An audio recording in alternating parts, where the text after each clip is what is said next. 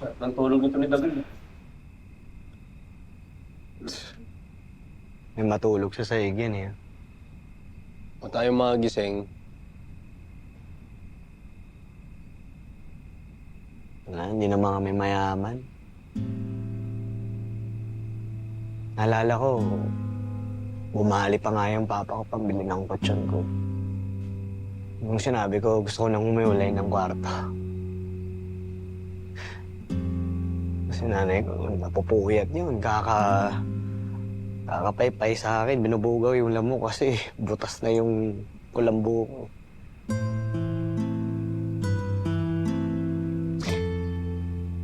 Parang may kaya ka. Kung ako matalino eh. Nandito. trinay kong i-hack yung computer system ng RB Realty. RB Realty? Lakas ng loob ah. Ano yung trip-trip lang? May hinahanap ako. Kaso bago ko nakita, nahuli nila ako. Kaya ngayon, yan, nandito ako.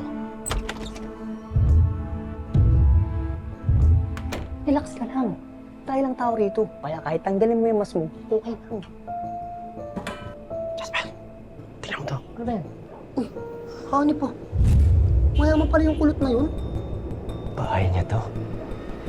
Engineer at architect ang parents ko sa RB Realty. Hindi nagkatrabaho yung tatay ko. Kilala na kita bago ka pa pumasok dito. Sorry, Christian. Pero sa preliminary investigation, nawalan ng control ang driver ng sinasakyan nila dahil nakainom. Hindi na rin siya nakasurvive sa aksidente. Ano pangalan ng driver? Carlos Asuncion. Mga magulang mo yung kasama ng tatay ko sa aksidente. Kaya nga gusto ko itang makilala eh. Anong plano ko talaga paglabas ko dito? Pupuntahan kita sana kaagad eh. Malay ko ba na dito tayo magkikita? Sinisisi mo ba yung tatay ko sa pagkamatay ng mga magulang mo? Hindi aksidente yung pagkamatay nila, Kidlat. Pinatay sila.